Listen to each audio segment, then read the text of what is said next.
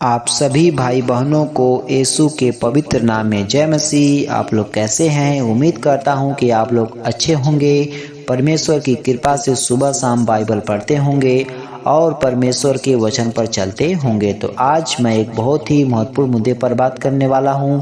जैसा कि आप जानते हैं, पूरे विश्व सहित भारत में परमेश्वर प्रभु यीशु का जो कार्य है बहुत तेजी गति से चल रहा है। आज के समय में भारत में भी बहुत तेजी से प्रभु यीशु के साथ लोग जुड़ रहे हैं और चंगाई पा रहे हैं और परमेश्वर के जो वचन है उसको पढ़ रहे हैं और भलाई करुणा के मार्ग पर चल रहे हैं। इसके साथ ही भारत देश के जो पास्टर हैं और भारत देश में जो प्रभु यीशु मसीह को जो मानने वाले लोग हैं उनको भी बहुत तेजी गति से सताया जा रहा है।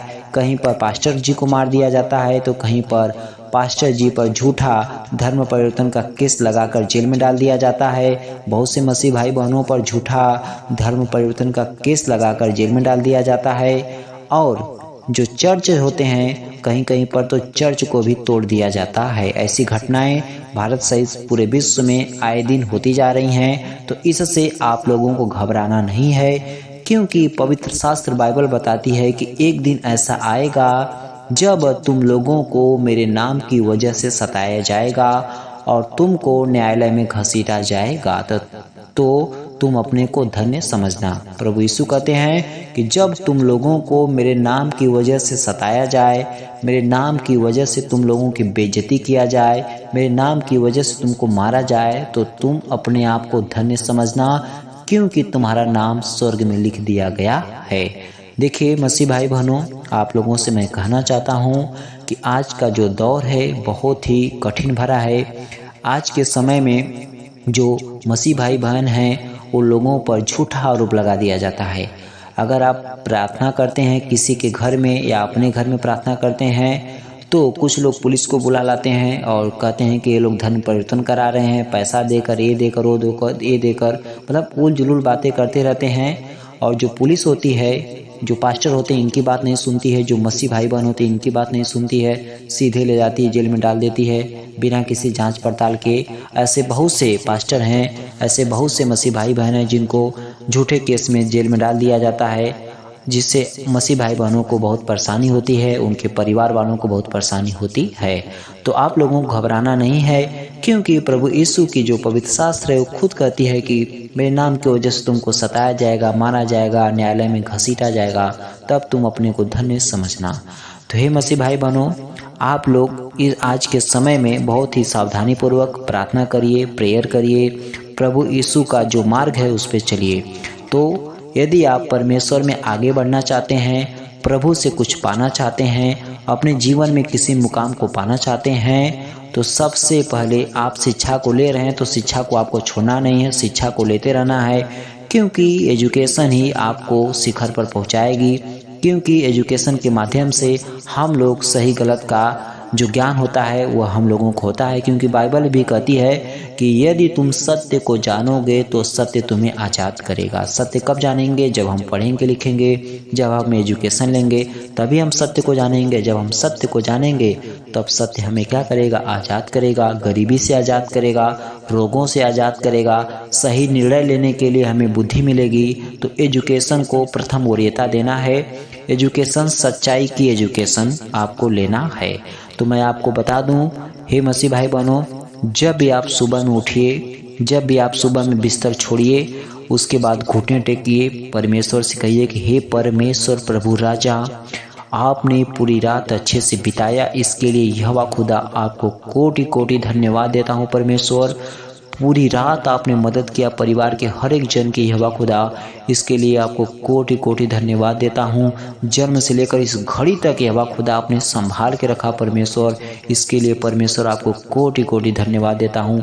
ये सब बातें बोल के यहोवा खुदा से आपको 2, 4, 10 मिनट, 20 मिनट, जितना आपके पास समय मिले, जितना आपके पास सामर्थ्य है, आपको बाइबल पढ़ना है। उसके बाद अपने पापों को पश्चाताप करना है। आपने जो पिछले दिनों जो भी पाप किए हैं, पापों से पश्चाताप करना है। उसके बाद आगे पर पाप न हो ऐसा प्रभु से कहना है। उसके बाद आपके घर पे जो बेटी बेटा हैं, हो सके तो सबके साथ ये सब प्रेयर करना है।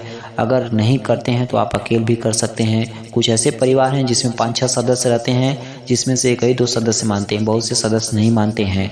तो इसमें घबराने की बात नहीं है, आप धीरे धीरे प्रार्थना करते रहिए। जो मसीह भाई बहन नहीं मानते हैं परिवार के, वे लोग भी मानने लगेंगे। तो आपको प्रार्थना के साथ अपने दिन की स्टार्ट करना है। उसके बाद आपका जो नित्य क्रियाकर्म है उसको करना है। उसके बाद यदि आप टीचर हैं, डॉक्टर हैं या कहीं कंपनी में जॉब करते हैं तो उस कंपनी में जाइए। जो भी आपका काम है उस काम को ईमानदारी पूर्वक करना है।